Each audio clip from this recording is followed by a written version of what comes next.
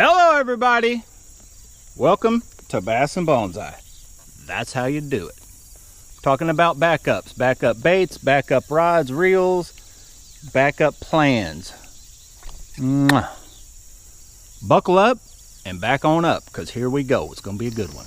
Backup baits, plans, and rod and reel combos, right? That's what today's subject is, and I'll talk about what you need to have, or what I recommend, and what I have, and what I have a backup plan, then I have a backup plan to my backup plan, because like I said, if I go fishing for set out to fish for the entire day, you know, I'm not just going somewhere close to kill a couple hours, or an hour or so. I want to go, and normally it's an hour to 3 hour drive, and I don't want to get there and go, where's the trolling motor battery? Or, you know, where's this? Where's that? Be planned, be prepared, and you can catch monsters like this. Whoa! Easy, little dude. Your planning should be on knowing what at any given time, or what baits you like. Definitely bring those with you, even if you think, well, yeah, that may not work for that water. But if you, and I've heard, I can't remember if it was Gerald Swindle, who it was. I've heard one of the pros, maybe a couple of them, talking about this. I want to say it was Gerald. If you're a jig fisherman and you're struggling, throw a jig. If you're a chatterbait fisherman, if you're a worm fisherman, you know, if you're out deep and that's what you like to fish, and you start struggling, fish that. So in order to be able to do that, you definitely need that stuff with you. Even if you think it may not work where you're going or whatever, it may. You'll be surprised sometimes what will work in certain places and what won't. But have your confident stuff, baits, and then also, if you're going to new body of water, have what other people are recommending works there, just to try, and that's what I recommend. So anyway, let's catch more largemouth bass. No smallmouth in here, unfortunately. Wonder if I should stock this with smallmouth. Anybody? What do you think? I honestly feel our backup bait, I know I'm talking about backup stuff today, but our backup bait is really our main bait. This worm, and actually a TRD, which is a backup of a backup. There's not a huge bite going on. The chatterbait, topwaters, I've kind of tried it all. I did get a late start, but keep throwing the chatterbait. But this one, I thought I'd like this one better, but I'm gonna try this gold bladed one. Going away, all the way away from jackhammers. So I know some of you guys are like, swear by the jackhammers, part of this other backup thing I'm talking about. I know you love the jackhammers. You're spending $15 a piece. I'd suggest also having like a couple, if you're gonna spend that much money on chatterbaits, go ahead and buy some other brands, and the Omega Custom Tackle, especially the Shell Cracker, or if you see a color there that you like on theirs, in their 3/8 ounce, I would recommend a couple of those. The Z-Man Customs, the one that's got the smaller hook, you know, get a few different ones. And then as your jackhammers wear out, you know, have some different skirts, because you can cut that material off and you can put a different color skirt on the jackhammers to change them around. Just part of the backup process. And yeah, have the skirts with you on the water, because you never know when you just have a bait that's working and you get that one crazy hit that just kills the skirt, the trailer, all on one fish. And instead of having to have that exact, that's why I like using like the Omega and the other ones instead of a true, you know, jackhammer that's sewn, you know, wrapped on with thread or whatever, not sewn on, but hand tied, is I can just have other skirts to whatever I'm using on my spinnerbaits, chatterbaits, buzzbaits. I don't need, you know, I don't need 3 of these baits. I can have one of these baits, a couple of these heads, and switch from this to black and blue or whatever, and just have some of these skirts laying around, take up way less space and way less weight. All right, we're on tough bite, that's for sure. I tried a little crankbait, nothing. They're on this TRD, one little tap so far. There's not really much to back up a TRD with. If you get a little tap on a TRD, the best thing to do is throw it right back out and either slow it down or change something around. I mean, you can throw a worm back out there, but usually the real deal, the TRD, the turd, that's your final in game. Except for maybe one I hardly ever throw, which is a drop shot.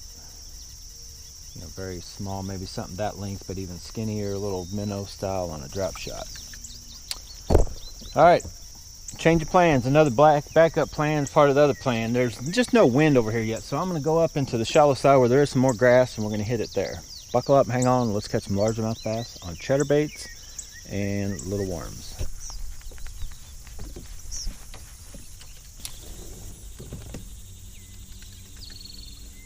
This water is so calm. I hate it when it's this calm. I like some wind, especially in the heat of the summer. There we go, though. Oh, that is a nicer fish. Whoa, we hit close. Get up here, you big dog. That's the big fish of the day on that chatterbait. Now we did change it around. It's right close to the eye. Okay. Whoa, he's wanting to jump. All right, nice bass. That is the jackhammer. Had to repaint the blades. Got a different skirt on it. It's seen some use. That jackhammer is over a year old. I haven't lost it yet. What do you guys think? Ooh, whoa, whoa, this is definitely a jumper. I can tell you that right now. All right, we're on to something. Let's see if this dog's gonna jump. Whoa, that was a, oh! Okay, I'm gonna put it in to Bass and Bonsai's backup video. Backup baits, everything. Stuff you need if you're gonna go out and put a full day of fishing, whether you're going an hour away, half hour away, 4 hours away. And I kind of touched on everything. I'm going to kind of finish off with just saying that it comes down to like everything you need. If you look, I guess I'll get you guys on the move. Sorry if you're shaking or whatever. It's not my fault. Look at that. Steady. See? Anyway, you need to have backups on whatever you're doing when you're out fishing. If you may need a long sleeve shirt to sunscreen, all that, you need to have yourself covered. And so backing yourself up with rods, reels, tackle, even down to the boat, as far as, I know you can't take two boats, but say if you're out on a kayak and you just have a backup kayak for whatever reason. If you have two and you got places to haul to, might as well take two, right? But as far as me, I don't need two trolling motors. I have my trolling motor. It's a Bulldog Motor Guide 40. It is mount just like that. I bought it just like this. It's a stand up. You can, foot operated, and it's never let me down. It's pretty old. It'll probably go out next week since I'm talking about it, but that thing is tried and true. This boat, I do need a backup boat plug. You need a backup. I don't have one. I had one. I don't know what happened to it this year. I can't find it. I keep putting it off. Say I show up and somehow that plug came up missing. My plan is I got two holes in the back of this boat up high to drain. I'm going to cut them a little bigger to where those plugs fit there. They'll be there. I don't need them while I'm fishing. I got backup plugs. Batteries. Underneath me here, I have two batteries, trolling motor batteries. They're capable to run the trolling motor. I run one running this, which takes little to no juice. So if one of the batteries goes out, I can just switch, or say if I'm all day and I'm going, way out somewhere. I get out there, the battery gets weak. Well, I've got another battery the same size. I can get back with that battery, backup battery, that kind of thing. I learned the hard way. Trust me. If you're running a trolling motor as your only means to run your boat, have another battery. Have two batteries, and don't go any further than the one battery will take you, and get back. Because I was actually just that's back in the bonsai side. I was collecting trees, and I was killing the motor by I was actually dragging the trees literally on the side of the boat to keep them wet. So it's heat of the day. I get them back home and get them in a pot. You bass guys don't know what I'm talking about. But I had so much drag on this boat, my one battery went dead like fairly quick, and I was out, and the place I was pretty long distance. So I had to literally hold my foot on the trolling motor and use the oar, and was just putting along to finally get back. I went and bought another battery. So I have backup batteries. Rod and reels, I recommend 3 if you're going out on any kind of fishing trip. I understand if you're going and you just want one, then have a medium, which I recommend The cheapest, I don't have it with me, the Berkeley lightning rod, 6'6" or 7' medium. That will cover most of your areas, but I recommend having a backup one, even if you're just going like you watched me and Charles in that creek video. He brought one rod and reel. I brought two, and I brought other backups for those two. But I recommend something lightweight, like a Cayenne Teton for your small stuff. Then your mid-range, like I talked about, you got your NRX 802C, the medium action Daiwa Tatula, almost any higher end medium action. You got to watch some of the cheaper Lew's. I'm not knocking Lew's, but some of the cheaper Lew's and other brands, their mediums will not throw real light baits. They're not a true medium. They're more like a medium heavy. And then on the high end, you need either medium heavy or a heavy to throw the bigger baits. And in case one of your higher end or your lower end rod and reels fail, or the rod breaks, whatever may happen, that medium, that mid-range, do-it-all kind of rod will cover that area while you're out on the water. I hope that makes sense. And that's why I have, like, honestly, majority of my reels can cover a wide range of fishing. Now, you can always just take the reel, if your reel goofs up on one of your rods and you want to use that rod, take another reel off and switch them out like that. But I'm saying, as far as your rods, I like to have several rods. As you can see, I don't have everything I own out here. I have like 5 or 6 more rods at the house, and I sell off stuff each year and through the year. But I'm covered. I'm coming out here to fish, and I'm not letting anything stop me from throwing the bait at the time I want to throw. So bait wise, I'm overboard. You don't need near this stuff.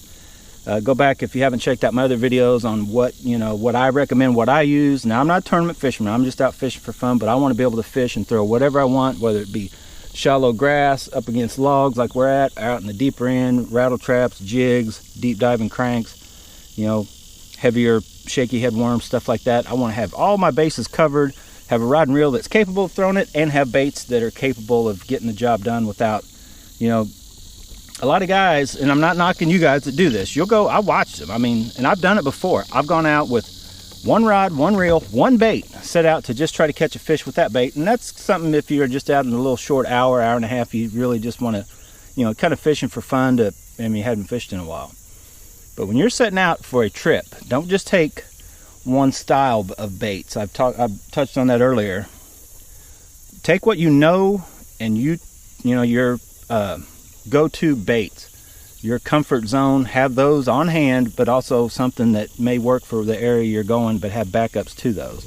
And while you're out throwing, even though you might be on a moving bait bite, and like you've seen me doing several videos, especially this year, I touched on it a little bit last year, and I've always done it, I just never really talked about it too much, is you throw something in a spot and you either get that fish, but then nothing else in that spot just looks too good, it should have more, or you miss that fish. Have a backup bait on hand on one of your backup rod and reels to throw right back out there.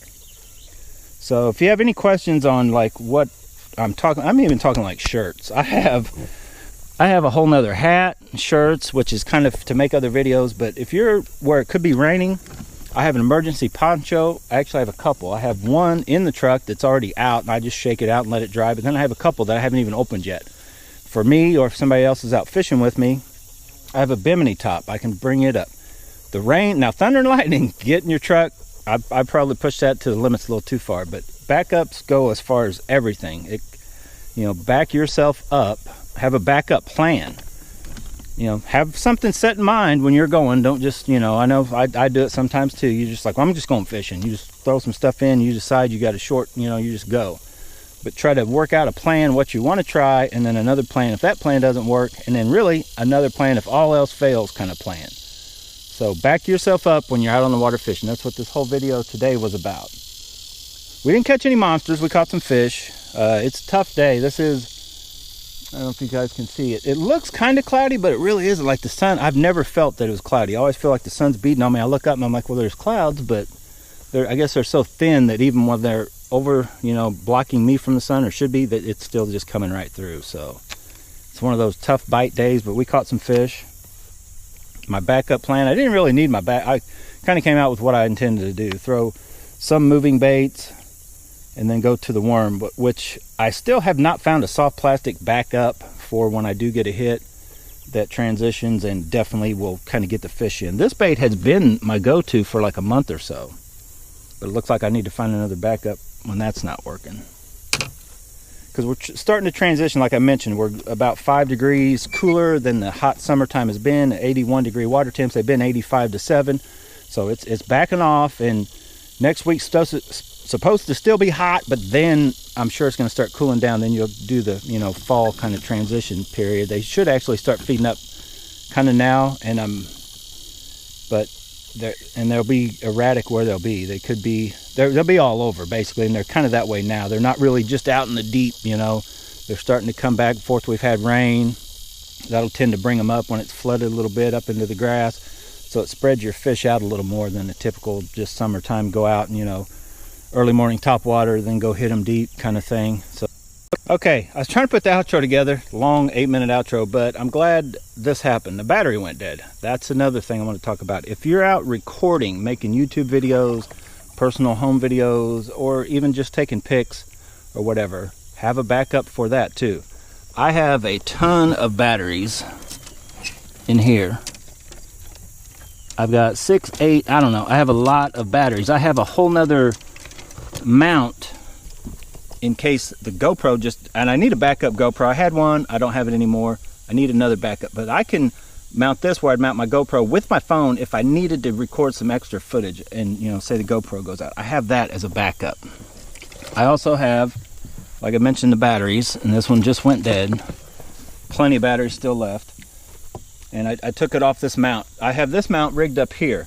I also have a whole nother one, an old one, because it kind of started to give out. I fixed it, but so I have 2 of these clip-on mounts that I can mount almost anywhere on the boat. I have my chesty I bring with me all the time, because you never know when I might just, if somebody else decides to fish and they don't like this, or if I want to go hit the bank a little bit, or whatever reason, you know, have that kind of stuff if you're trying to make any kind of videos, along with your tackle. That's just another part of it if you're, you know, like I am, you're out here trying to make YouTube videos for your fans, for everybody, for the world.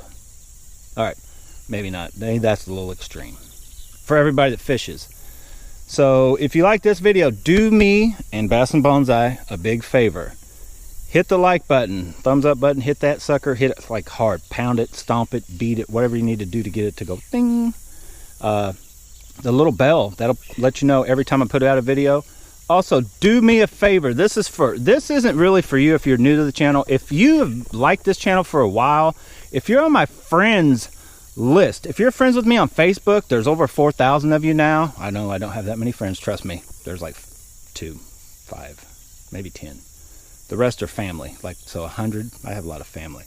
The rest of you guys I have never met in person. Some of you I'm friends with as far as just talking in some of the different fishing forums. But do me a favor, back me up. Go take that video. When you see me put it on whatever, on my own channel, on Average Joe's Fishing Club, shout out to them also. Several other ones I'm on. I can't think of all the names. Big Boy Fishing, Midwest Extreme out something. I'm sorry. Panfish, BFS. Couple. I'm on 2 different BFS ones that are pretty cool. Facebook pages. When you see my video, do me a favor.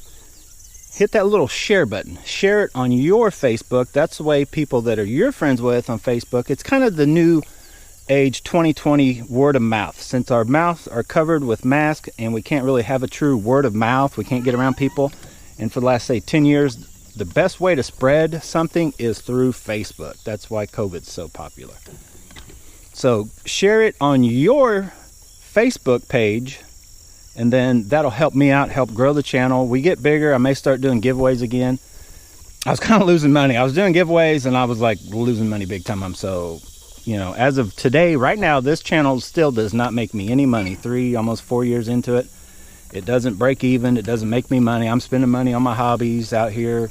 I enjoy fishing, and I'm going to get back into bonsai, I promise. But on the far as the video editing and all that kind of stuff, it's a couple hours, usually a night, just to get what I've done on the weekend back and around, ready to go. And I'm probably going to do it anyway, but at some point I may not worry about how great I'm doing it. I'll just put it out there for me to go back years later, or my kids, grandkids, and watch. But I'm trying to put together informative, fun videos for everyone. But at some point I may be just like putting together little videos for me to go back, kind of relive that memory, and oh, what were they hitting on this day, that day, you know, what was the water temps. That's why I try to show you water temps.